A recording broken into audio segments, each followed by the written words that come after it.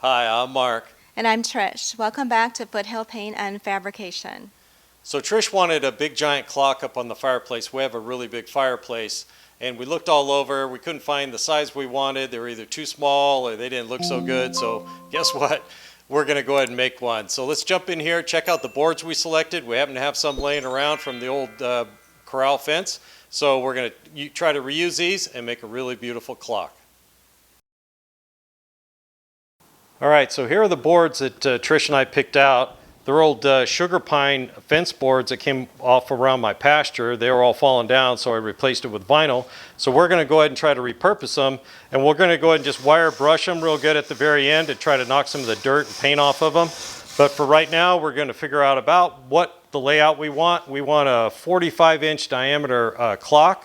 So this sets up just a little bit bigger than 45 inches. I went ahead and ran them through the table saw to try to get the sides fairly straight. And so we're going to try to line these up so we can imagine the circle we want, and then go ahead and flip them over and start gluing them up and getting them screwed together. Okay, we're imagining the circle in this general area because that's where the bulk of the good parts of the boards look. So Trish has been sliding them back and forth, trying to figure out exactly where she wants them, the look. And so we get the best looking boards, but the rustic look all at the same time. So once she's happy with the way they're laid out, I'll crawl underneath and I'll put a chalk line up underneath. So once we flip them over to screw and glue them together, we'll know exactly what the lineup should be. So as soon as she's happy, we'll get that laid out and we'll start gluing and screwing these together. All right, we got all the boards flipped over onto one of my metal racks. It's nice and flat, and to make sure when we glue up and screw it together, it's smooth on the other side. This side is going to be pretty lumpy since the boards are all different thicknesses, but this will work out just fine. So as you can see here, we put a screw in the middle and used a chalk to go ahead and just rough chalk out the outline so we don't put any screws in the way where we're going to be cutting the circle later. So you want to make sure you don't get any fasteners in the way when you're cutting. So right now we're going to go ahead and use the Craig system for pocket drilling. Trish already did one board here just to make sure it was going to work. So what we're going to do is we're going to drill pockets in this board right here and then go ahead and get some screws and glue on it. So we have the chalk line here, so we know we can move over to here, clamp it, clamp the jig on, and go ahead and drill it. So we're just going to put a random number of screws in here. We're not going to worry about it too much. The glue is going to do most of the holding, but we do need the screws too. So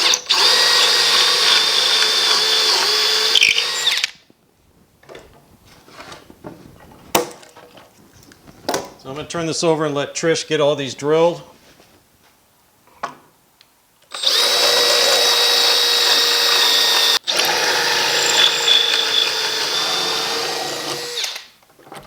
All right, looks pretty good. Let's get this flipped over, get some glue on it. All right, we're going to get a bead of glue towards the top here, which would be the back side so it doesn't drip through, and then we'll get it clamped and get some screws in it.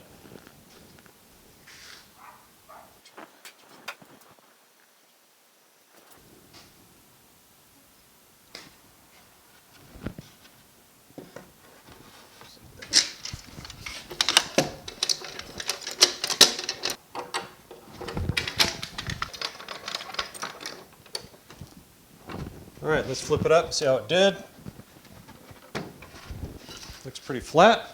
Got a little bit of squeeze out, so we'll just take a damp paper towel and wipe that off so we don't have to deal with it later. Now. All right, we got all the screws in. Let's go ahead and get the clamps off. And we'll do that until we get half of the boards on one way, and then we'll connect the two halves together. So we're just going to rinse and repeat this until we get half on each side, and then we'll bring you back. All right, guys, we let both halves set up about 2 or 3 hours, clamped down and weighted down so they wouldn't cup on us. The screws being on one side was kind of making the boards kind of pull up a little bit and put a curve in it, which we don't want, obviously. So that seemed to do the trick. Now, it's looking pretty good so far. I think the patina and the colors and everything are looking good. We'll have to figure out exactly the final finish, but I think it's coming out really nice. The last thing we need to do is get these two halves put together, and then we can let it set overnight. This glue needs 24-hour cure time. I don't know if we'll go 24 hours, but the last thing we want to do is bust a glue joint when we're cutting a circle. So we'll bust that out real quick, and then I'll see you tomorrow morning.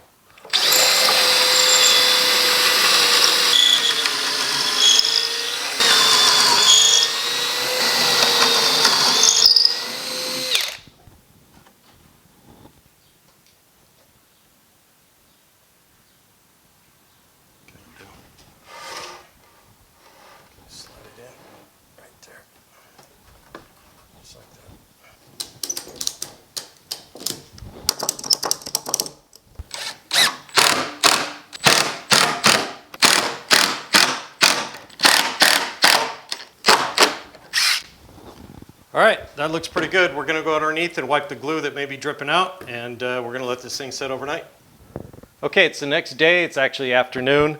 I had to do some extra work here. This old sugar pine is a little soft, so I went to pick it up and it was a little bendy. It wasn't the joints, it was everything in between. So I had some scrap steel around, some square tubing. So I just went ahead and screwed that down to the back to stiffen it up. I could have used 1x and just glued it and screwed it down, but this works out just as good. So Trish and I are gonna stand it up. We'll see how it looks on the other side. I think it came out pretty nice so far. We still have to decide if we're going to whitewash it or just wire brush it a little bit and then put a clear over it or something so all this stuff doesn't fall loose. But yeah, we're looking pretty good. Let's go ahead and roll it all the way over. All right, now I just have to find the center, mark it out, and mark a line and get the saber saw out and start cutting. So yeah, I'll bring you back in a minute once we get this get cutting on this thing. Okay, we found the center. Got a string that's just about the right length and a Sharpie, and we're going to try to make a nice clean line around here. The grain is catching it a little bit, so I'm trying to do it lightly, but dark enough so I can see it when I get the saber saw out. All right, let's get the saber saw out. I've got a really fine blade for the saber saw, so hopefully this old wood won't splinter up too much.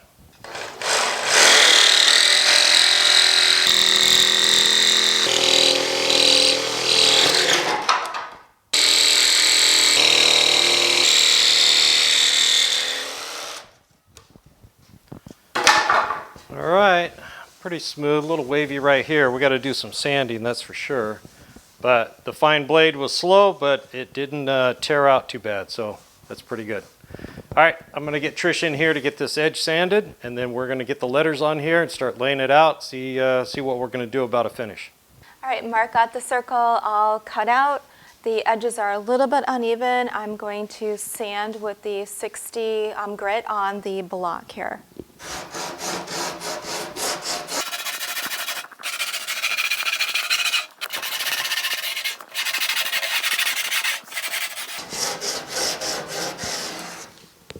All right, looks really good. It's nice and smooth. So the next step is that we are going to clean this all up, and we decided to do a whitewash.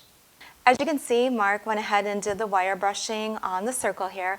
The next step we're going to do is whitewashing. Now, we were not going to do whitewashing, but then we put it against the fireplace, and the fireplace is just way too dark. So we wanted to add a little bit of some white here to lighten this up. We don't want to go super light, and because we don't want to lose the beautiful color on this wood. So what I typically on the whitewash, it's 1-to-1 ratio. I did 3-to-1 on this, so I used a lot more water. So we're going to go ahead and start painting here and get going here.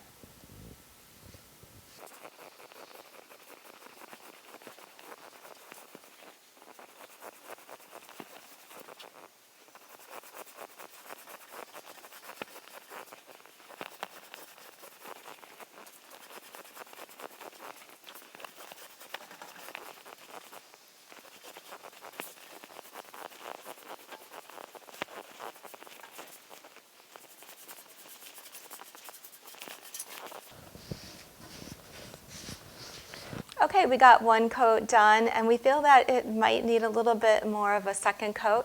So we're going to do that off camera and bring you back and show you how it looks. Okay, Trish did a fantastic job on the whitewash. She went ahead and did a second coat. We had a wet rag standing by. If it looked like we got a little too much, we just rubbed on it till it looked just like we wanted, and I think it came out fantastic. So the next step is to get the motor installed. So we bought 2 kits to make this clock, one to get the Roman numerals and then the other to get extra long arms and the motor that goes with it. So we need to drill a hole here, and I need to router out on the back side because the stem on this one isn't really long enough. So let me bust that out real quick, and then we can start figuring out how to do the layout on this thing. All right, guys, we got the motor installed. It's looking really good. Now, this kit came with Roman numerals. They're like foam 3D Roman numerals. They look really cool. I think that's going to look really nice when it's done. Also came with this template to help you lay out to get the numbers right, the spacing just spot on. Now, we wanted more than hours. We wanted minutes as well. So we marked out all the minute tick marks on this big piece of paper out on the edge here. And what we're going to do is we're going to drill through the paper, straight through the paper into the wood at every tick mark and install these upholstery tacks. We just picked these up off from Amazon and I think they're going to look really good. So we're going to go ahead and get that drilled up and then we can move over and get the Roman numerals laid out.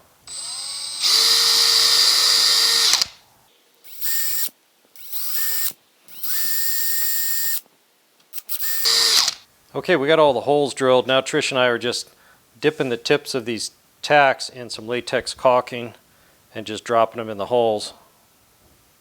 It should hold just fine, no problem.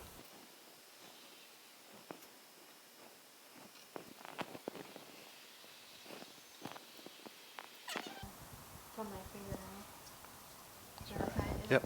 All right, guys, we got all that done. It's looking really nice.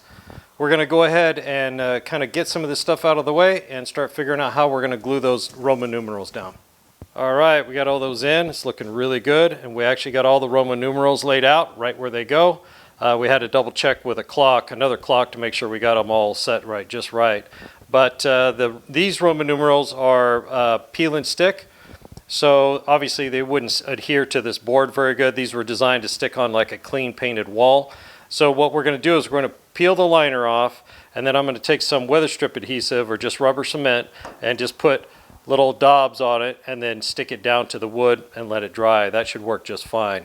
So let's go ahead and bust that out, and we're getting really close to putting the hands on this thing and see how it looks. Just a little bit of rubber adhesive. If you pull it straight out, the strings don't fall everywhere.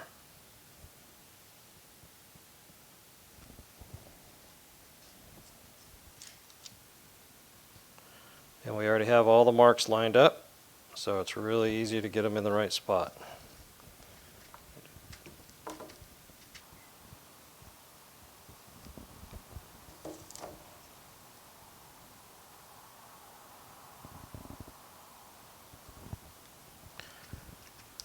All right, just 9 more to go and we'll be done. All right, we got all the Roman numerals on and in the correct orientation, so it's looking pretty good. Let's go ahead and stand it up, take a look at it, and see how it turned out. All right, guys, we have about $75 in this whole thing, including the mounting hardware to get it up on the fireplace. Some free wood and a little bit of effort, and I think it came out beautiful. So let's take a look at it. I think it looks great, but we won't know for sure until we get it hung on the fireplace. So let's go take care of that and take a look at it. All right, I'm really excited to get this up on the fireplace, see how it looks. I think it looks great. The scale is just about perfect. We got to adjust the lighting a little bit, but Trish and I are just thrilled the way it looks. All right, that pretty much wraps this one up. Not my usual content, but someone added it to my big to-do list, and I wanted to get it busted out and make her happy. I think it came out fantastic. So thanks for joining us here at Foothill Paint Fabrication. Don't forget to hit the like and subscribe button if you haven't already. Mash that bell and drop me a comment. I'd love to hear from you. We'll see you on the next one.